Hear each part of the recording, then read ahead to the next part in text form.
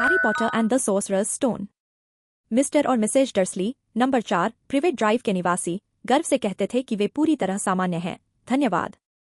वे ऐसे आखिरी लोग थे जिनसे आप कुछ अजीब या रहस्यमय चीज में शामिल होने की उम्मीद करते, क्योंकि वे इस तरह की बकवास में विश्वास नहीं करते थे। मिस्टर डर्सली ग्रनिंग्स नामक एक कंपनी के डायरेक्टर थे जो ड्रिल बनाती थी। वे एक बड़े, मांसल आदमी थे जिनकी गर्दन शायद ही थी, हालांकि उनकी मूंछें काफी बड़ी थीं। मिसेज डर्सली पतली और सुनहरे बालों वाली थी और उनकी गर्दन सामान्य से लगभग दोगुनी थी, जो बहुत काम आती थी क्योंकि वे अपना अधिकांश समय बगीचे की बाड़ के ऊपर झांककर पड़ोसियों पर नजर रखने में बिताती थीं। डर्सली दंपत्ति का एक छोटा बेटा था जिसका नाम डडली था, और उनकी राय में उससे बेहतर लड़का कहीं नहीं था। डर्सली परिवार के पास हर वह चीज थी जो वे चाहते थे, लेकिन उनके पास एक राज भी था, और उनका सबसे बड़ा डर था कि कोई इसे जान लेगा। उन्हें लगता था कि अगर किसी ने पॉटर्स के बारे में पता लगाया तो वे इसे सहन नहीं कर पाएंगे। मिसेज पॉटर्स मिसेज डर्सली की बहन थीं, लेकिन वे कई वर्षों से नहीं मिली थी। वास्तव में मिसेज डर्सली ने तो यह भी दिखावा किया था कि उनकी कोई बहन है ही नहीं, क्योंकि उनकी बहन और उनके निकम्मे पति डर्सली परिवार से बिल्कुल विपरीत थे।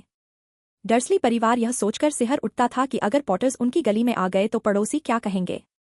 डर्सली परिवार को पता था कि पॉटर्स का भी एक छोटा बेटा है, लेकिन उन्होंने उसे कभी देखा नहीं था। यह लड़का पॉटर्स को दूर रखने का एक और अच्छा कारण था। वे नहीं चाहते थे कि डडली ऐसे बच्चे के साथ उठे बैठे। जब मिस्टर और मिसेज डर्सली उस सुस्त, धूसर मंगलवार को उठे जब हमारी कहानी शुरू होती है, तो बाहर के बादलों से भरे आकाश में ऐसा कुछ भी नहीं था जो यह सुझाव देता कि जल्द ही पूरे देश में अजीब और रहस्यमय घटनाएं होने वाली हैं। मिस्टर डर्सली ने काम के लिए अपनी सबसे उबाऊ टाई चुनते हुए गुनगुनाया, और मिसेज डर्सली खुशी खुशी गपशप करती रहीं जब वे चिल्लाते हुए डडली को उसकी हाई चेयर में डालने की कोशिश कर रही थीं। उनमें से किसी ने भी खिड़की के पास से उड़ते हुए एक बड़े भूरे रंग के उल्लू को नहीं देखा। 8:30 पर मिस्टर डर्सली ने अपना ब्रीफकेस उठाया, मिसेज डर्सली के गाल पर हल्का सा चुंबन दिया और डडली को अलविदा कहने के लिए किस करने की कोशिश की, लेकिन चूक गए, क्योंकि डडली अब गुस्से में था और दीवारों पर अपने सीरियल फेंक रहा था। छोटा शैतान, मिस्टर डर्सली ने घर से बाहर निकलते हुए हंसते हुए कहा। वह अपनी कार में बैठ गए और नंबर 4 के ड्राइववे से बाहर निकल गए। सड़क के कोने पर उन्होंने पहली बार कुछ अजीब देखा। एक बिल्ली नक्शा पढ़ रही थी। एक पल के लिए मिस्टर डर्सली को समझ नहीं आया कि उन्होंने क्या देखा। फिर उन्होंने तेजी से अपना सिर घुमाया और फिर से देखा। कोने पर एक धारीदार बिल्ली खड़ी थी, लेकिन नक्शा कहीं नजर नहीं आ रहा था। वह क्या सोच रहे थे? यह जरूर रोशनी का धोखा रहा होगा। मिस्टर डर्सली ने पलकें झपकाईं और बिल्ली को घूर कर देखा। बिल्ली ने भी उन्हें घूर कर देखा। जब मिस्टर डर्सली ने कोने से गाड़ी मोड़ी और सड़क पर आगे बढ़े, तो उन्होंने शीशे में बिल्ली को देखा। अब वह बिल्ली उस साइनबोर्ड को देख रही थी जिस पर प्रिवेट ड्राइव लिखा था। नहीं, वह साइनबोर्ड को बस देख रही थी। बिल्लियां न तो नक्शे पढ़ सकती हैं और न ही साइनबोर्ड। मिस्टर डर्सली ने खुद को थोड़ा झटका दिया और बिल्ली को अपने दिमाग से निकाल दिया। जैसे ही वह शहर की ओर गाड़ी चलाने लगे, उनके दिमाग में बस एक बड़े ड्रिल ऑर्डर के बारे में विचार था जो उन्हें उस दिन मिलने की उम्मीद थी। लेकिन शहर के किनारे पर उनकी ड्रिल्स का ख्याल उनके दिमाग से कुछ और के कारण गायब हो गया। जब वह अपनी रोज की सुबह की ट्रैफिक जाम में बैठा था, तो उसने देखा कि आसपास अजीब कपड़े पहने लोग बहुत दिख रहे थे। लोग जो चोगा पहने हुए थे। मिस्टर डर्सली उन लोगों को बिल्कुल बर्दाश्त नहीं कर सकते थे जो अजीब कपड़े पहनते थे, वो विचित्र पोशाकें जो युवाओं पर दिखती थीं। उन्होंने सोचा कि यह कोई नई बेवकूफ़ी भरी फैशन होगी। उन्होंने स्टीयरिंग व्हील पर अपनी उंगलियां थपथपाईं और उनकी नज़र इन अजीबोगरीब लोगों के एक समूह पर पड़ी जो पास में ही खड़े थे। वे उत्सुकता से फुसफुसा रहे थे। मिस्टर डर्सली को गुस्सा आ गया जब उन्होंने देखा कि उनमें से कुछ लोग तो जवान भी नहीं थे। वो आदमी तो उनसे भी बड़ा लग रहा था और उसने पन्नाहरे रंग का चोगा पहना हुआ था। ये तो हद है। लेकिन फिर मिस्टर डर्सली को लगा कि शायद यह कोई मूर्खतापूर्ण स्टंट है। ये लोग जाहिर तौर पर किसी चीज के लिए चंदा इकट्ठा कर रहे थे। हाँ, यही होगा।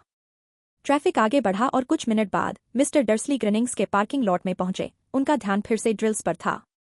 मिस्टर डर्सली हमेशा अपनी ऑफिस की 9वीं मंजिल पर खिड़की की ओर पीट करके बैठते थे। अगर वे ऐसा नहीं करते तो उस सुबह ड्रिल्स पर ध्यान लगाना मुश्किल हो जाता। उन्होंने दिन के उजाले में उल्लुओं को उड़ते हुए नहीं देखा, हालांकि सड़क पर नीचे खड़े लोगों ने देखा। वे उल्लुओं को देखकर खुले मुंह से हैरानी जताने लगे। उनमें से ज्यादातर ने रात में भी उल्लू नहीं देखा था।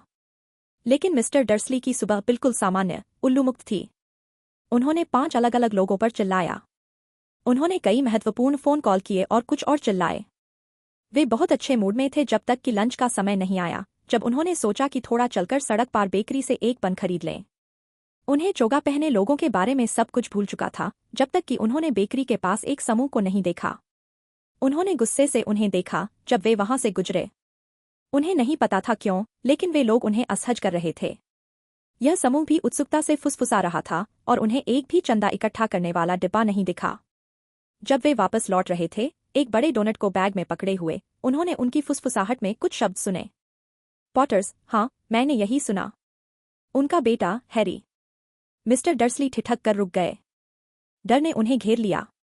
उन्होंने फुसफुसाने वालों की ओर देखा जैसे वे उनसे कुछ कहना चाहते हों, लेकिन फिर उन्होंने ऐसा करने का विचार त्याग दिया। वह सड़क पार दौड़ते हुए ऑफिस में लौटे, अपनी सचिव से कह दिया कि उन्हें परेशान न करे, टेलीफोन उठाया और लगभग अपना घर का नंबर डायल कर ही लिया, लेकिन फिर अपना मन बदल दिया। उन्होंने रिसीवर वापस रख दिया और अपनी मूंछों पर हाथ फेरा, सोचते हुए, नहीं, वे मूर्खता कर रहे थे। पॉटर इतना असामान्य नाम नहीं था। उन्हें यकीन था कि बहुत से लोग पॉटर नाम के होंगे जिनके बेटे का नाम हैरी होगा। सोचकर तो यह भी नहीं पता था कि उनका भांजा सच में हैरी है भी या नहीं। हो सकता है उसका नाम हार्वे हो या हैरोल्ड। उनकी पत्नी को परेशान करने का कोई मतलब नहीं था, वह हमेशा अपनी बहन के जिक्र पर इतनी परेशान हो जाती थी। उन्हें उस पर कोई इल्जाम नहीं देना चाहिए अगर उनकी भी बहन ऐसी होती। लेकिन फिर भी वो चोगा पहने लोग। उस दोपहर उनके लिए ड्रिल्स पर ध्यान लगाना काफी कठिन हो गया और जब वह शाम 5 बजे ऑफिस से निकले तो वह इतने चिंतित थे कि ऑफिस के बाहर किसी से टकरा गए। सॉरी, उन्होंने बुदबुदाते हुए कहा, जैसे ही एक छोटे से बूढ़े आदमी ने ठोकर खाई और लगभग गिर पड़ा। कुछ सेकंड लगे मिस्टर डर्सली को यह महसूस करने में कि वह आदमी बैंगनी रंग का चोगा पहने हुए था। वह बिल्कुल भी परेशान नहीं लग रहा था, बल्कि उसकी मुस्कान चौड़ी हो गई और उसने एक चहकती आवाज में कहा, जो आसपास के लोगों का ध्यान खींच रही थी, माफ मत मांगिए मेरे प्रिय महोदय, क्योंकि आज मुझे कुछ भी परेशान नहीं कर सकता। जश्न मनाइए, क्योंकि आप जानते हैं कौन अंततः चला गया है। यहाँ तक कि आप जैसे मगल्स को भी इस खुशहाल दिन का जश्न मनाना चाहिए। और बूढ़े आदमी ने मिस्टर डर्सली को पेट के आसपास गले लगा लिया और चल दिया। मिस्टर डर्सली उस जगह पर खड़े रहे। उन्हें एक अजनबी ने गले लगाया था। उन्हें यह भी लगा कि उन्हें मगल कहा गया था, जो भी वह था। वह घबराए हुए थे। वह जल्दी से अपनी कार की ओर दौड़े और घर के लिए निकल पड़े, यह उम्मीद करते हुए कि वह सब कुछ अपने दिमाग में कल्पना कर रहे थे, जो उन्होंने पहले कभी नहीं सोचा था, क्योंकि वह कल्पना को पसंद नहीं करते थे। जब वह नंबर 4 के ड्राइववे में पहुंचे तो पहली चीज जो उन्होंने देखी और यह उनके मूड को और खराब कर दिया वह थी वही बिल्ला जो उन्होंने उस सुबह देखा था। अब वह उनके बगीचे की दीवार पर बैठी थी। वह पूरी तरह से यकीन कर रहे थे कि यह वही बिल्ला था, इसके आंखों के चारों ओर वही चिन्ह थे। शू, मिस्टर डर्सली ने जोर से कहा। बिल्ली नहीं हिली। उसने बस उन्हें कड़ी निगाहों से देखा। क्या यह सामान्य बिल्लियों का व्यवहार था? मिस्टर डर्सली सोच रहे थे। खुद को संभालने की कोशिश करते हुए उन्होंने खुद को घर में घुसने दिया। वह अभी भी दृढ़ थे कि अपनी पत्नी से कुछ नहीं कहेंगे। मिसेज डर्सली का दिन ठीक ठाक और सामान्य था। उन्होंने रात के खाने पर मिसेज नेक्स्ट डोर के अपनी बेटी के साथ समस्याओं के बारे में और डडली के नए शब्द वोन के बारे में सब कुछ बताया। मिस्टर डर्सली ने सामान्य रूप से व्यवहार करने की कोशिश की। जब डडली को बिस्तर पर भेजा गया तो वह लिविंग रूम में गए और रात की खबरों की आखिरी रिपोर्ट सुनने के लिए समय पर पहुंचे। और आखिरकार पक्षी देखने वालों ने यह रिपोर्ट किया है कि देश भर में उल्लू आज बहुत अजीब तरीके से व्यवहार कर रहे हैं। हालांकि उल्लू सामान्य रूप से रात में शिकार करते हैं और दिन के उजाले में कभी नहीं देखे जाते, आज सैकड़ों उल्लू हर दिशा में उड़ते हुए देखे गए हैं।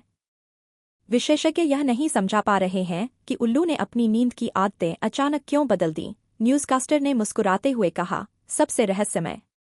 और अब मौसम के बारे में जानकारी देने के लिए जिम मैकफिन के पास चलते हैं। क्या रात को और उल्लू बरसने वाले हैं, जिम? ठीक है, टेड, मौसम विज्ञानी ने कहा, मुझे इस बारे में तो कुछ नहीं पता, लेकिन केवल उल्लू ही नहीं जो आज अजीब व्यवहार कर रहे हैं। केंट, यॉर्कशायर और डंडी जैसे दूरदराज इलाकों से दर्शक फोन कर रहे हैं कि कल जो बारिश का वादा किया था उसकी जगह अब शूटिंग स्टार्स की बारिश हो रही है। शायद लोग बोनफायर नाइट जल्दी मनाने लगे हैं, लेकिन वो तो अगले हफ्ते है, दोस्तों। फिर भी मैं वादा कर सकता हूं कि आज रात बारिश होगी। मिस्टर डर्सली अपने आर्म चेयर में जमा हुए बैठे थे। ब्रिटेन भर में शूटिंग स्टार्स, दिन के उजाले में उड़ते उल्लू, चारों ओर चोगा पहने अजीब लोग, और पॉटर्स के बारे में एक फुसफुसाहट। मिसेज डर्सली चाय के 2 कप लेकर लिविंग रूम में आईं। यह कोई फायदा नहीं था।